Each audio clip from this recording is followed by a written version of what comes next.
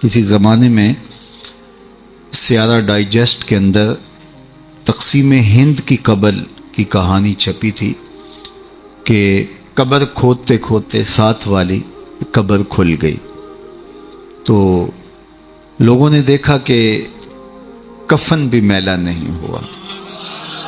شوق اور جستجو کی چنگاریاں مزید روشن ہوئیں اور ایک اینٹ گری تھی تو دوسری اینٹ خود نکال دی، تو دیکھا کہ اندر تازہ گلاب کھلے ہوئے ہیں۔ خیر قبر کو بند کیا اور جستجو پیدا ہوئی کہ ہم دیکھیں یہ شخص تھا کون اور اس کی نیکی معلوم کریں تاکہ ہم بھی اس صالحیت کے ماحول میں اپنے آپ کو ڈھال کر کے یہ سعادت پا سکیں۔ تو خیر تلاش کرتے ہوئے اس کی بیوہ مل گئی جو بہت بوڑھی ہو چکی تھی، تو لوگ اس کے پاس گئے کہ تیرے شوہر کی قبر یوں کھل گئی اور ہم نے یہ منظر دیکھا، تو تم بتا سکتی ہو کہ وہ کون سا نیک عمل کرتا تھا؟ تو اس نے ذہن پہ زور دیا، کہا میرا شوہر ایک سادہ سا شخص تھا اور پڑھا لکھا بھی نہیں تھا، لیکن ہاں مجھے یاد آیا اس کا ایک عمل تھا، جب صبح کے وقت وہ مسجد میں جاتا نماز کے لیے تو لوگ قرآن کھول کے بیٹھ جاتے۔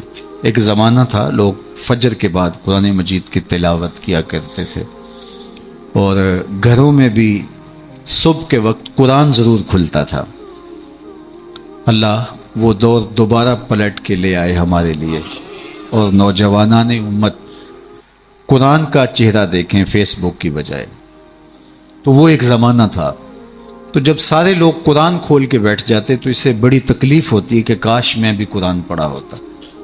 تو یہ بوجھل قدموں سے گھر پلٹتا اور طاق پہ رکھے ہوئے قرآن مجید کے نسخے کو اتارتا، کھولتا، چومتا، پڑھنا تو آتا نہیں تھا، تو ایک ایک سطر پہ انگلی پھیرتا اور کہتا مالک مجھے پتہ نہیں کیا لکھا ہے، جو لکھا ہے حق لکھا ہے۔ پھر دوسری سطر پہ انگلی رکھتا اور کہتا مالک یہ بھی سچ لکھا ہے۔ پھر تیسری سطر پہ انگلی لے آتا، کہتا مالک یہ بھی سچ لکھا ہے۔ تو اس طرح انگلی پھیرتا چلا جاتا اور یہ کہتا چلا جاتا مالک یہ بھی سچ ہے، یہ بھی سچ ہے، یہ بھی سچ ہے، یہ بھی سچ ہے۔ تو شاید اس کی قبر میں جو چراغاں ہوا ہے، اس کی قبر میں خوشبو پھیلی ہے، گلابوں کا موسم تم نے دیکھا ہے، تو قرآن سے محبت کی اس کے سبب ہوا ہے۔ یار جو قرآن مجید کو پڑھنا بھی نہ جانتا ہو، اس کی زیارت کر کے اس اذعان اور یقین کے ساتھ انگلی رکھ کے کہے کہ یہ اللہ کا سچا کلام ہے، تو اس کی قبر میں خوشبوئیں پھیل جاتی ہیں، اور جس نے ساری زندگی قرآن کی خدمت کی ہو اللہ اس کو کتنی رحمتوں سے نوازے گا اور کتنی کرم نوازیاں اللہ اس کا مقسوم کرے گا۔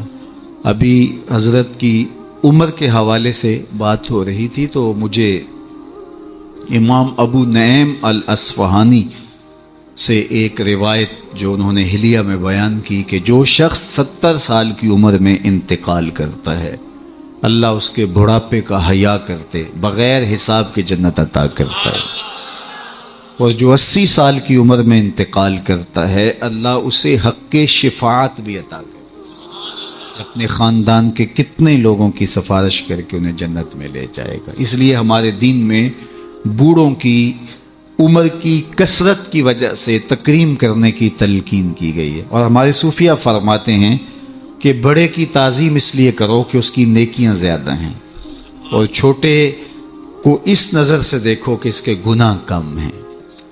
جب ہم یہ دیکھنا شروع کر دیں گے اور اس طرح سے سوچنا شروع کر دیں گے تو پھر ہمیں کسی شخص میں پاپ اور عیب دکھائی نہیں دیں گے۔ ہمارا مطمع نظر، ہمارا انداز نگاہ یہ ہے کہ ہم دوسروں کی طرف عیب کی نسبت کرتے ہیں اور سمجھتے ہیں کہ ہم دودھ کے دھلے ہوئے ہیں، جبکہ کسی کی طرف انگلی اٹھانے سے قبل یہ سوچنا چاہیے کہ باقی ساری انگلیاں اپنی طرف اٹھ رہی ہیں۔ تو اپنے آپ کو ستھرا بتانے کی بجائے لوگوں کو اس نظر سے دیکھو کہ وہ پاک ہیں، اور اللہ تعالیٰ نے بالخصوص جو میں نے عرض کیا یہ بات ضمناً آ گئی کہ بڑھاپے کا حیا کیا ہے۔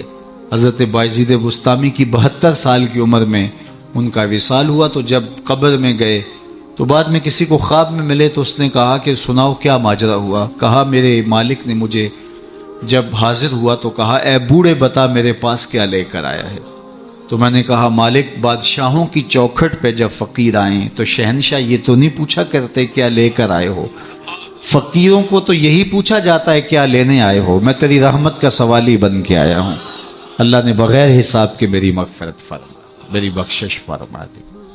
اور جنہوں نے اپنی زندگیاں راہ دین پہ گزاری ہوں، حضرت سیدنا عمر رضی اللہ تعالیٰ عنہ فرماتے ہیں کہ آقا کریم علیہ السلام نے ارشاد فرمایا کہ جس شخص کے مرنے کے بعد 4 لوگوں نے اس کی اچھائی کی گواہی دے دی وہ جنتی ہے۔ 4 لوگوں نے کہا یہ بہت اچھا شخص تھا۔ تو حضرت عمر کہتے ہیں میں نے عرض کی یا رسول اللہ صلی اللہ علیہ وسلم اگر کسی کے پاس 4 گواہ نہ ہوں 3 گواہ ہوں تو آقا کریم نے فرمایا وہ بھی جنتی ہے۔ حضرت عمر فرماتے ہیں کہ میں نے عرض کی یا رسول اللہ صلی اللہ علیہ وسلم اگر کسی کے پاس 3 گواہ بھی نہ ہو 2 گواہ ہوں تو آقا کریم نے اس کے لیے بھی یہی بشارت دی۔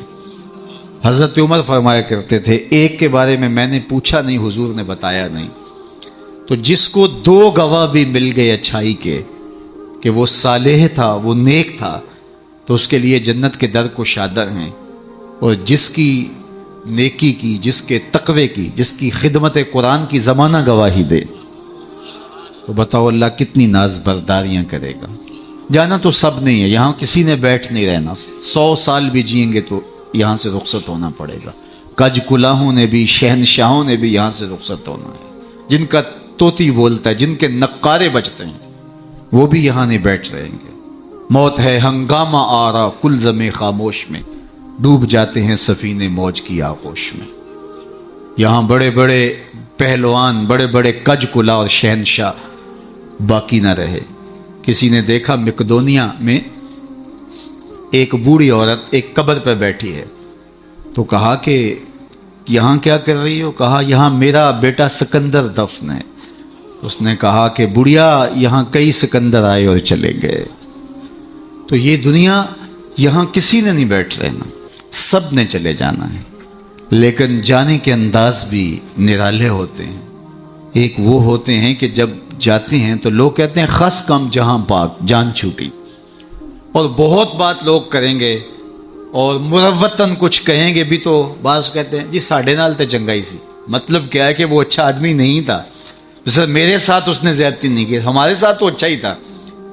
تو وہ کیسا شخص ہے کہ جس کے بارے میں اچھائی کے لفظ بولنے کے لیے بھی لفظوں کو تراشنا پڑے کہ لوگ کہیں کہ یہ غلط بیانی کر رہا ہے، اور وہ کتنا خوش نصیب ہے کہ جس کی تعریف کرتے ہوئے بے جھجک لفظ بولنے سے جو ہے وہ انسان شرمندگی محسوس نہ کرے کہ اس کی زندگی اس طہارت میں، اس پاکیزگی میں، اس عفت میں بسر ہوئی کہ اس نے ساری زندگی راہ خدا میں زندگی گزار دی۔ تو جاتے سبھی ہیں لیکن کسی کا جانا سرخروئی کا جانا ہوتا ہے۔ موت کسی کے لیے بھیانک خواب ہوتا ہے اور کسی کے لیے یہ خوشگوار اور خوبصورت انداز ہوتا ہے، وصل حبیب کا ذریعہ ہوتا ہے۔ حضرت بلال حبشی رضی اللہ تعالی عنہ کا جب وقت آخر آتا ہے تو آپ کی زوجہ آپ کے سرہانے بیٹھی تھی، جو ہی سانس ٹوٹنے لگی تو اس نے کہا واہ حسرتا ہو، ہائے افسوس میرا شوہر مجھ سے جدا ہو رہا ہے۔ تو حضرت بلال حبشی نے پلٹ کے دیکھا اور اپنی زوجہ سے کہا یہ تم کیا بول رہی ہو؟ کہا ہاں آپ مجھ سے جدا ہو رہے ہیں۔ فرمایا یہ حسرت بڑے لمحے نہیں ہے، یہ دکھ کی کہانی نہیں ہے، بلکہ میں تو اپنے آقا محمد عربی سے ملنے جا رہا ہوں۔ تو یہ وصل محبوب کا ذریعہ ہے۔ حضرت یعقوب علیہ السلام، حضرت ابراہیم علیہ السلام کے پاس جب ملک الموت آئے اللہ کی طرف سے پیغام لے کر کے، تو انہوں نے کہا کہ میں قبض روح کے لیے آیا ہوں۔ حضرت خلیل نے کہا کہ عجیب بات ہے، میرا رب مجھے اپنا خلیل بھی کہتا ہے۔ خلیل کہتے ہیں گوڑے یار کو، تو میرا رب مجھے اپنا خلیل بھی قرار دیتا ہے، اور کیا کوئی یار بھی یار کی موت چاہتا ہے؟ اور تمہیں قبض روح کے لیے بھیجا؟ کہا میں تو حکم کا پابند ہوں، عبد معمور ہوں، بارگاہ ہزدی میں دوبارہ حاضر ہوئے، تیرے بندے کے پاس حاضر ہوا تھا، اور یہ میسج ہے تیرے بندے کا تیرے نام کہ کیا کوئی یار بھی یار کی موت چاہتا ہے؟ تو کہا اے اسرائیل پھر جا میرے خلیل کو میرا سلام دے اور کہے کبھی ایسا بھی ہوا ہے یار یار کو بلائے اور وہ ملنے بھی نہ آئے؟ تو روح بے چین ہو گئی، کہا دیر نہ کر جلدی قبض کر لے۔ تو یہ تو اس لمحے کے انتظار میں ہوتے ہیں، موت میں فرق ہوتا ہے. رومی نے بڑی خوبصورت مثال سے دونوں اموات کا ذکر کیا ہے. اس شخص کی کہانی جو اس دنیا میں عیش و عشرت کر کے آخرت کو بھول جاتا ہے، اور اس شخص کی کہانی جس کا مطمع نظر آخرت ہوتی ہے اور وہ اس دنیا کو آخرت کے لیے گزارتا ہے. چونکہ یہ آخرت کی کھیتی ہے، یہ بوائی کا موسم ہے، آخرت کٹائی کا موسم ہے. بوائی کے موسم میں جو کسان مٹی سے مٹی ہو جاتا ہے، سحری کے وقت اٹھتا ہے، کھیتوں میں ہل جوتتا ہے، جڑی بوٹیاں تلف کرتا ہے، بیج ڈالتا ہے، سہاگا دیتا ہے، پانی ڈالتا ہے، تو کٹائی کے موسم میں فصل بھی وہی اٹھاتا ہے. اور جو بوائی کے موسم میں کلف لگے لباس پہن کے گھومتا ہے، آوارگی کرتا ہے، سحری کے وقت اٹھ نہیں پاتا، کھیتوں کو جاتا نہیں، جڑی بوٹیاں تلف نہیں کرتا، تو کٹائی کے موسم کے اندر اس کے ہاتھ کچھ نہیں آتا. یہ مزرع الاخرہ ہے، یہ بوائی کا موسم ہے، آخرت کٹائی کا موسم ہے. تو جس نے اس زندگی کو آخرت کے لیے گزارا اور دیکھا کہ میں اس دنیا پہ آیا کیوں ہوں، مقصد زندگی کیا تھا، مقصود زیست کیا تھا، کیوں اس دنیا پہ میں آیا ہوں، تو وہی سرخرو اور کامیاب ہے. رومی کا انداز تمثیل کا ہے اور وہ سادہ لفظوں میں بات کرتے ہیں، روح تک اتر جاتی ہے. اور یہ ان کو اللہ نے ملکہ عطا کیا ہے. اور یہی کمال ہوتا ہے، یہ نہیں ہے کہ 3 گھنٹے کی تقریر ہو اور نتیجہ کچھ بھی نہ نکلے. بات یہ ہے کہ آپ بات کریں لیکن بات روح میں کھبتی چلی جائے، لہو خورشید کا ٹپکے اگر ذرے کا جگر چیرے. تو حضرت رومی کو یہ فن آتا ہے، وہ سوز و ساز کی کائنات کا بادشاہ، اور وہ تمثیل سے بہت ادق اور دقیق مسائل سمجھانے کا فن جاننے والا. اس بہت بڑی حقیقت کو ایک مثال سے سمجھاتے ہیں. کہتے ہیں دیار مصر میں کوئی علاقہ تھا اور جہاں کا سیاسی نظم یہ تھا کہ وہ سال کی آخری تاریخ کو اپنے بادشاہ کو کسی جنگل میں پھینک دیتے اور پہلی تاریخ کو ساحل پہ آ جاتے. سب سے پہلے ان کے ساحل پہ جو شخص آتا اس کو اپنا بادشاہ مان لیتے. کہیں جمہوری طریقہ ہوتا ہے، کہیں صدارتی نظم ہوتا ہے، ان کا نظام یہ تھا، رکھا تھا. اور جو بھی تخت نشین ہوتا وہ بھول جاتا کہ میرے ساتھ کیا ہونے والا ہے، اس کو پہلے دن بتا دیتے کہ 1 سال کے لیے تو تخت نشین رہے گا اور اس کے بعد تجھے اس جنگل میں پھینک آئیں گے جو جزیرے کے دوسری سمت ہے، اور اس میں موذی جانوروں کا رین بسیرا ہے اور تھوہر اور کانٹے دار درخت ہیں. لیکن وہ بھول جاتا وہ تخت کی لذتیں اور اس کا سرور اور اس کا نشہ ہی ایسا ہوتا، اسے یاد ہی نہ رہتا کہ سال کے بعد میرے ساتھ کیا ہونے والا ہے. اور جو ہی سال کی آخری تاریخ ہوتی زنجیروں میں جکڑ کے ادھر پھینکتے، پھر روتا ہے مجھے تم کہاں لے جا رہے ہو. ایک مرتبہ وہ اپنا پرانا بادشاہ پھینک کر کے نیا بادشاہ لینے ساحل پہ آئے تو جو شخص سب سے پہلے ساحل پہ اترا وہ تاجر شخص تھا. اس کے گلے میں پھولوں کے ہار ڈالے، گارڈ آف آنر پیش کیا. اس نے کہا یہ کیا ہے میرے لیے؟ کہا کہ یہ ہمارا دستور ہے، ہم سال کی پہلی تاریخ کو یہاں سے حکمران لیتے ہیں اور آخری تاریخ کو دوسری جانب پھینک آتے ہیں. اس نے کہا اتنا بھیانک انجام ہے تو میں تمہارا بادشاہ بننے کے لیے تیار نہیں. اس نے کہا تو چاہے نہ چاہے باندھ کے بھی تخت پہ بٹھانا پڑا، یہ ہمارا ضابطہ ہے. عجیب کہانی. اس نے کہا میں تو تاجرانہ غرض سے آیا ہوں، میں تو کوئی امور سلطنت اور سیاست سے آگاہ ہی نہیں ہوں. اس نے کہا ہمارے بندے لگے قوانین ہیں، اس کے ساتھ آپ نے کام کرنا ہوگا، اور اس نے کہا ہر صورت میں جو ہے وہ تجھے یہ کرنا پڑے گا. پھنس گیا. اس نے کہا اچھا مجھے یہ بتاؤ کہ سال بھر میری بات تو مانو گے؟ انہوں نے کہا ہاں آپ حکمران ہیں لیکن آپ قوانین میں تحریف نہیں کر سکتے، ترمیم نہیں کر سکتے، تبدیلی نہیں کر سکتے، البتہ آپ کے انتظامی امور ماننے کے لیے ہم پابند ہیں. اس نے کہا ٹھیک ہے کوئی بات نہیں. تخت پہ بیٹھ گیا. رومی لکھتے ہیں کہ جو بھی تخت پہ بیٹھتا اور بغیر کسی محنت کے، بغیر کمپین چلائے، بغیر الیکشن لڑے، تو وہ تو پھر پھول جاتا خوشی سے اور عیش و عشرت کرتا. لیکن یہ پہلا شخص تھا جب تخت نشین ہوا تو اس نے کہا بلدیہ کے ملازمین بلائے جائیں. بلائے گئے. کہا جاؤ اس جنگل میں جہاں بادشاہوں کو پھینک کے آتے ہو وہاں کے کانٹے اور جھاڑیاں کاٹو. اور پولیس کے کمانڈوز بلائے. کہا جاؤ وہاں جا کے جو موذی جانور ہیں ان کو قتل کر دو. معمار بلائے. کہا جا کے وہاں خوبصورت محل بناؤ. مالی بلائے. وہاں جا کے باغ لگاؤ، پھل لگاؤ، پھولدار، سایہ دار، ثمردار درخت لگاؤ.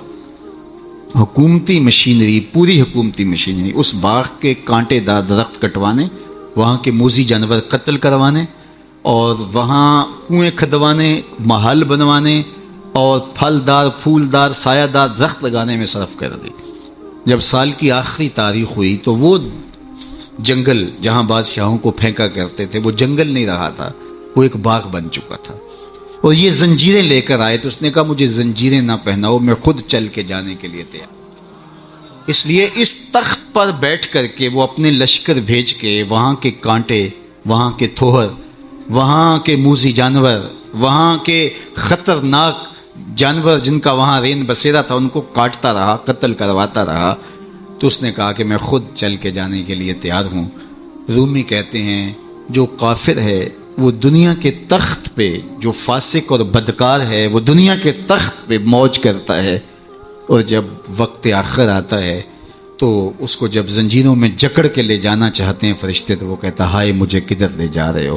اور بندہ مومن، بندہ صالح اس دنیا کے تخت پہ آرام سے نہیں بیٹھتا، یہاں بیٹھ کے اپنے اعمال کے لشکر بھیج بھیج کے قبر کے کیڑے مکوڑے ختم کرواتا رہتا ہے، وہاں باغ لگواتا رہتا ہے، اور پھر جب وہ اس دنیا سے رخصت ہوتا ہے تو وہ کیڑے مکوڑوں کا گھر نہیں رہتا بلکہ روضۃ من ریاض الجنہ بن چکی ہوتی۔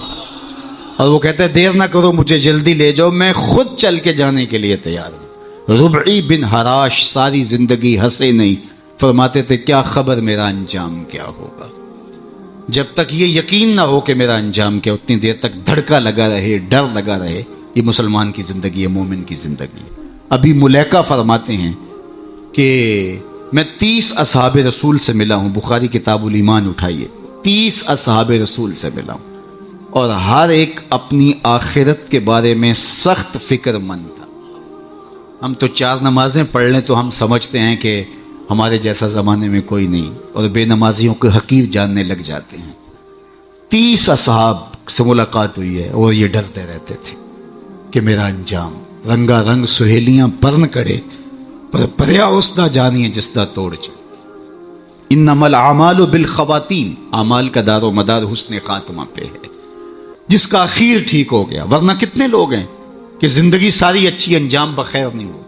ہمارے سامنے بلعام بن باورا کی مثال موجود۔ بنی اسرائیل کا مستجاب الدعوات ولی تھا، ہاتھ پھیلا کے دعا مانگتا تو ہاتھ منہ پہ بعد میں پھیرتا، قبولیت پہلے ہو جاتی۔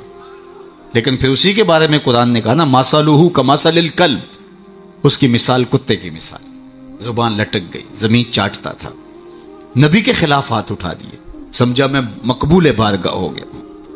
اللہ اکبر، انجام ٹھیک نہیں ہوا۔ اس لیے میاں صاحب بولے پڑھنے اتے مان کرینا تے نہ آکھی میں پڑھیا، او جبار کہار صداوے متا روڑ دے وے دودھ کڑیا۔ جب تک انجام بخیر نہ ہو۔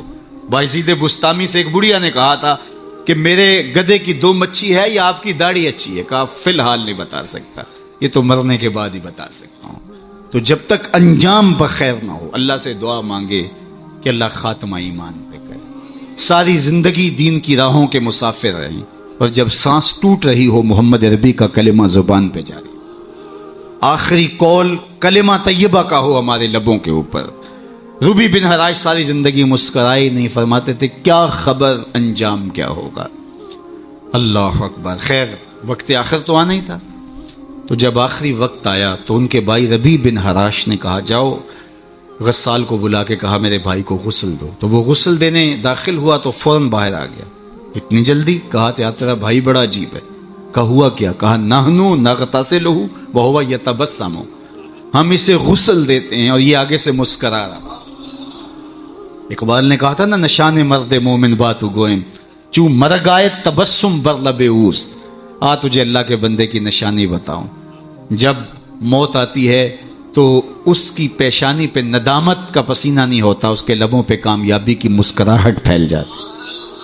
کہا یا تیرا بھائی بڑا عجیب ہے، نحنو نغتسلہ وہو یتبسم، ہم اسے غسل دیتے ہیں وہ آگے سے مسکراتا ہے۔ کہا میرے بھائی نے قسم کی تھی جب تک اچھا انجام نہیں دیکھوں گا نہیں مسکراؤں گا۔ پورے شہر میں شور مچ گیا، ایک بندہ مرنے کے بعد مسکرایا ہے۔ بعض لوگ تو بہت خوش ہوئے بعض نے کہا یہ گھڑی ہوئی کہانیاں ہیں، یہ مریدین کا اعتقاد ہے، ان کا حسن اعتقاد ہے، کیسے ہو سکتا ہے مرنے کے بعد مسکرائے؟ ایک بہت بڑا ہجوم جمع ہو گیا حضرت کی زیارت کے لیے. بعض لوگ تیکھے سوال لیے، بعض محض تماشائی، بعض سیدھا سیدھا انکار کر رہے ہیں. پورا بصرہ امڈ آیا. اتنے میں انہیں غسل دے کے چارپائی پہ ڈال کے کفن بھی ڈال دیا گیا تھا. جب لوگ گھر میں داخل ہوئے تو قبل اس سے کہ وہ سوال کرتے، امام ابو نعیم نے حلیہ میں لکھا، قاضی ایاز مالکی اندلسی نے الشفاء کے اندر لکھا، اور اس کو امام سہیلی نے روض الانف میں لکھا، اور بھی بہت سارے لوگوں نے لکھا. جب لوگ داخل ہوئے اور تیکھے تیکھے سوال تھے کہ یہ پوچھیں گے، یہ بات کریں گے، کیسے مسکرائے، سچ ہے، غلط ہے، جھوٹ ہے، اور یہ چارپائی پہ ڈالے جا چکے تھے، کفن اڑا دیا گیا تھا. جب لوگ داخل ہوئے تو انہوں نے کفن ہٹایا، ہاتھ باہر نکالا اور لوگوں سے مخاطبت کرتے ہوئے کہا السلام علیکم. لوگ حیرت میں ڈوب گئے، وعلیکم السلام اتتکلم بعد الموت، عجیب بات ہے، مرنے کے بعد باتیں کر رہے ہو؟ قال نعم اتکلم بعد الموت، ہاں ہاں مرنے کے بعد باتیں کر رہا ہوں. عرش فرش تے بانگا ملیاں تے مکے پہ گیا شور، بلے شاہ سا مرنا نہ ہی تے گور پیا کوئی ہور، فَلَنُحْيِيَنَّهُ حَيَاتًا طیبہ. اور اقبال کہتا ہے فطرت ہستی شہید آرزو رہتی نہ ہو، خوب تر پیکر کی اس کو جستجو رہتی نہ ہو.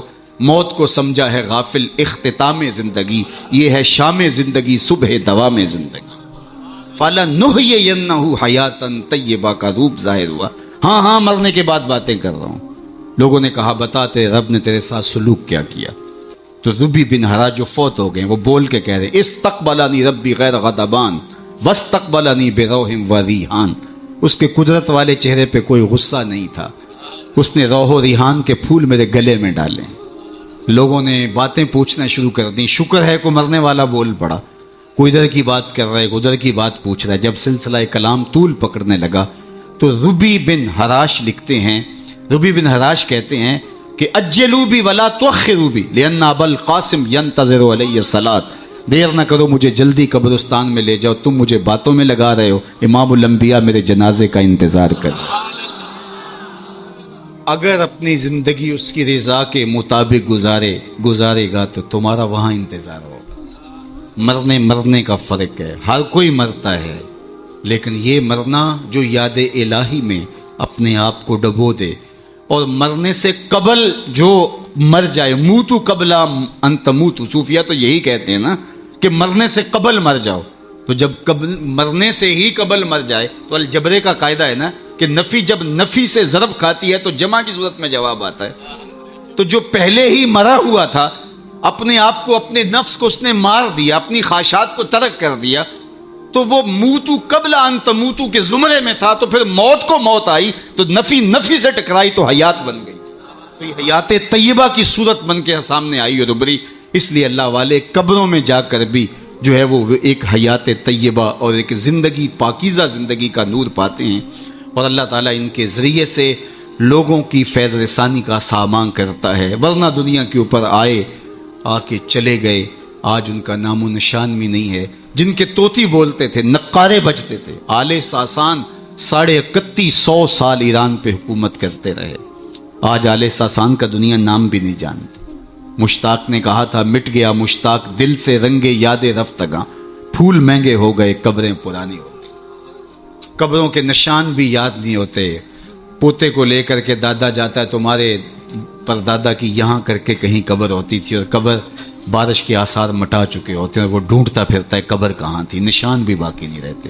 لیکن جنہوں نے اپنی زندگیاں اللہ کے نام پہ گزاری ہوتی ہیں، دیکھیے ہزار سال بیت گئے، آج بھی ان کی قبر پہ چراغاں ہو رہا ہے. کیسی رونقیں اور کیسی تازگیاں اور کیسی فرحتیں. آپ لاہور جاتے ہیں نا تو راوی کے اس پار جہانگیر کا مقبرہ ہے، وہاں دن کو جائیں یا شام کو آپ کو حسرتیں برستی دکھائی دیں. اب ایک پارک بن گیا جس کے دم سے تھوڑی سی رونق ہے، لیکن احاطہ مزار پہ اگر آپ جائیں تو وہاں آپ کو قرآن پڑھنے والے لوگ موجود نہیں ملیں گے، تاش کھیلنے والی ٹولیاں بیٹھی نظر آئیں گی. وہاں آپ کو تازہ گلاب نہیں ملیں گے، وہاں آپ کو جانوروں کی بینٹیں پڑی ہوئی نظر آئیں. وہ مطلق العنان حکمران بر صغیر پاک و ہند کا آج حسرت نے برس. بالکل اس کے ساتھ ملکہ نور جہاں کا مقبرہ ہے. جب بادشاہ تخت پہ بیٹھتا تھا تو ملکہ پیچھے بیٹھتی تھی اور بادشاہ کا فیصلہ اسے کوئی پسند نہیں ہوتا تو پیچھے سے کمر ٹھونکتی. بادشاہ فیصلہ تبدیل کر دیتا. جس کے اشارہ ابرو پر ہندوستان کی تقدیر کے فیصلے لکھے تھے نیچے اندھیرے میں اس کی بھی قبر ہے. اور ان کی اپنی بیٹی زیب النساء کا شعر لوح مزار پہ کندہ ہے. بر مزار ماں غریباں نہ چراغے نہ گلے، نہ پرے پروانہ سوزت نہ صدائے بلبلے. ہم غریبوں کی قبر پہ نہ کوئی چراغ جلانے آئے گا نہ کوئی پھول ڈالنے. آج غریب بنے ہیں. جو بر صغیر کی پوری راجدھانی کے مالک تھے آج غریب بنے. بر مزار ماں غریباں، یہ شہزادی کا شعر ہے. بر مزار ماں غریباں نہ چراغے نہ گلے، نہ پرے پروانہ سوزت نہ صدائے بلبلے. نہ بلبل گیت گانے آتا ہے اور نہ پروانہ پر جلانے آتا ہے. یہ میں بادشاہوں کی کہانی سنا رہا ہوں. یہ راوی کے اس پار کی کہانی ہے. اب راوی کا پل پار کر جائیں. ایک لوح مزار ادھر بھی ہے. یہاں تو لکھا ہے بر مزار ماں غریباں نہ چراغے نہ گلے، اور وہاں لکھا ہے گنج بخشے فیض عالم مظہر نور خدا، نہ کساں را پیر کامل کاملاں را رہنما. اب میں نے اور آپ نے دیکھنا ہے ہم کس زمرے میں آنا ہے، کن کے ساتھ جڑنا ہے، کن سے وابستگی اختیار کرنی ہے، کس دائرے میں آنا ہے. سلطنت روم کا شہنشاہ، اس دور کی سپر طاقت. لیکن اگر میں آپ سے پوچھوں جس زمانے میں میرے حضور آئے تھے اس زمانے کے خاقان کا نام کیا ہے تو آپ میں سے کوئی بتا سکتا ہے؟ میں علماء کو چھوڑتا ہوں، تاریخ کا گہرا مطالعہ کسی کا ہو تو الگ بات ہے. لیکن اگر پوچھوں جس دور میں میرے حضور آئے اس دور کے خاقان کا نام کیا تھا، شاید کوئی نہ بتا سکے. اچھا میں پوچھتا ہوں اس دور کے کیسر کا نام کیا تھا؟ اس دور کا ٹرمپ تو وہی تھا نا، لیکن آج اس کا نام کوئی بھی نہیں جانتا. چلو میں پوچھتا ہوں اس دور کے کسرا کا نام کیا تھا؟ سوائے تاریخ کے طالب علموں کے کوئی نہیں بتا سکے گا. چلو میں یہ پوچھتا ہوں اور اس مجلس میں موجود سب سے کم عمر بچے سے پوچھتا ہوں کہ جس زمانے میں میرے حضور آئے میرے حضور کے مؤذن کا نام کیا تھا؟ تو وہ سر اٹھا کے بلال حبشی کا نام لے گا. یار اس دور کی سپر طاقت کے مطلق العنان حکمران کا نام تو زمانے کو یاد نہیں. کیسر کا نام، کسرا کا نام، خاقان کا نام زمانے کو یاد نہیں ہے، لیکن بلال حبشی کا نام آج بھی سینوں پہ لکھا ہے. تو اقبال تڑپ کے بولا، اقبال یہ کس کے عشق کا فیض عام ہے؟ رومی فنا ہوا حبشی کو دوا. شہنشاہ روم کا نام بھی زمانے کو یاد نہیں. رومی فنا ہوا حبشی کو دوام ہے، تو دوام محمد عربی کے قدموں میں ہے. سارا نور اسی چوکھٹ پہ ہے. سارے اجالے اور ساری روشنیاں حضور علیہ السلام کے قدموں سے پھوٹتی ہیں. تو جب سارا نور ملتا ہی یہاں سے ہے، سارے اجالے اسی دہلیز سے خیرات کی صورت میں میسر آتے ہیں، تو وہ اپنی ساری زندگی حضور کے نام پہ لگا. اقبال کے سارے کلام کا رس نچوڑیں تو جو خلاصہ نکلتا ہے وہ یہ ہے، بمصطفیٰ برساں خیشرا کے دی ہماؤز، اگر بہو نہ رسیدی تمام بولا بیز. اگر اپنے آپ کو کھینچ کے تو حضور کے قدموں تک لے گیا تو زندگی کا سارا جمال تجھے نصیب ہے. اور اگر تو حضور کے قدموں تک نہیں پہنچ سکا تو کلمہ پڑھ کے بھی ابو لہب کا ابو لہب ہی رہے. آئیے میں اور آپ اپنے آپ کو کھینچ کے حضور کی چوکھٹ پہ لے آئیں، حضور کی دہلیز پہ لے آئیں. ہمارے یہ سادات، یہ علماء، یہ پیران عظام، یہ بزرگان دین اسی پیغام کو لے کر کے میدان عمل میں موجود ہیں. اپنی زندگیاں انہوں نے اسی لیے وقف کی ہیں کہ لوگوں کو حضور سے جوڑا جائے، حضور سے وابستگی، آقا کریم سے دل بستگی، حضور سے تعلق خاطر قلبی ربط پیدا ہو جائے. اور یہ جتنا مضبوط ہوگا زندگی اس قدر ہی جمال پرور ہوتی چلی جائے گی. اللہ جل شانہ اپنی خاص عنایات کا حظ وافر اس آستان نور پہ شامل فرمائے، اور ہمارے قبلہ شاہ صاحب زیدہ مجدہو کو، ان کے برادران کو، ان کے خاندان کے جملہ افراد کو والد گرامی کے سائے کے اٹھ جانے سے جو کمی پیدا ہوئی، واقعہ ہوئی، اللہ اس پر انہیں توفیق صبر دے. ویسے تو والدین کی روحانیت ہمیشہ اولاد کے سر پہ رہتی ہے اور ان کی برکتیں ہمیشہ اولاد کو نصیب ہوتی ہیں، اور اولاد اگر صالح ہو تو ماں باپ کو ان کی برکتیں جو ہے وہ نصیب ہوتی ہیں. جو تین چیزیں چھوڑ کر جاتا ہے کوئی شخص، جو خاص طور پہ ایک حدیث میں آئی، اس میں وَوَلَدٌ صَالِحٌ يَدْعُو لَهُ، وہ اولاد ہے جو ماں باپ کے لیے دعائیں کرتی ہے. تو مجھے بتاؤ وہ والد کتنا خوش نصیب ہے جو اس مسجد کے قرب میں لیٹا ہوا ہے، کہ جن کی اولاد اور ان کے ماننے والے ان کے لیے دعاؤں کے سلسلے کو کبھی رکنے نہیں دیتے، اور کس قدر ان کے لیے محبتوں کی خوشبو اور پیار کی مہک ہے جو پھیلتی رہے گی، اور ان کی قبر میں ان کے اپنے جو ہے وہ لے جائے ہوئے اعمال اور قرآن کی محبت اور حضور سے نسبی نسبت وہ ان کے لیے کافی ہے۔ لیکن یہ اولاد کی طرف سے تحفہ روزانہ پھولوں کی شکل میں، گجروں کی صورت میں اور دعاؤں کی شکل میں جو ان کو پہنچتا رہے گا تو وہ کتنے آسودہ ہوں گے، کتنے خوش ہوں گے، اور برزخ کے جہان کے اندر جو ہے وہ اپنے دوسرے لوگوں کو کس طرح فخر سے کہہ رہے ہوں گے کہ یہ آج تحفہ میری اولاد نے مجھے بھیجا، یہ صبح کو بھی بھیجا تھا، دوپہر کو بھی بھیجا ہے، شام کو بھی بھیجیں گے، اور وہ وہاں بانٹتے رہیں گے اور نور و نکھت پھیلاتے رہیں گے۔ اس طرح اپنی اولادوں کو نیکی کی اور صالحیت کی راہوں پہ لگاؤ کہ مرنے کے بعد تمہاری قبر میں بھی چراغ ہوں گے، ورنہ ایسا نہ ہو کہ تمہاری اولاد تمہارا جنازہ بھی نہ پڑھ سکے۔ میں کتنے لوگوں کو جانتا ہوں جن کی اولاد نے اپنے ماں باپ کا جنازہ نہیں پڑھا۔ آپ کہیں گے یہ بہت بد قسمتی ہے، ہم نے تو نہیں سنا۔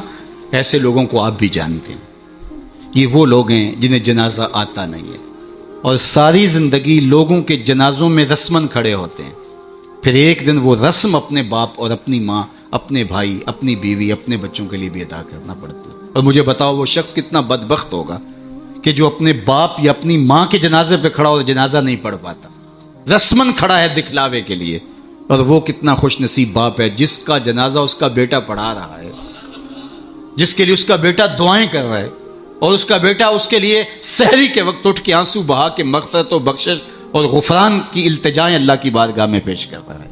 تو اپنی اولادوں کو صالحیت کے سائے میں لاؤ، نیک لوگوں کی صحبت میں رکھو، پاک لوگوں کے پاس بیٹھنا اٹھنا سکھاؤ، ان کو دین کی تعلیم دلواؤ اور ان کو اچھے کردار کا حامل بناؤ، تاکہ قبر میں بھی چراغا رہے اور دنیا کے اندر بھی سکھ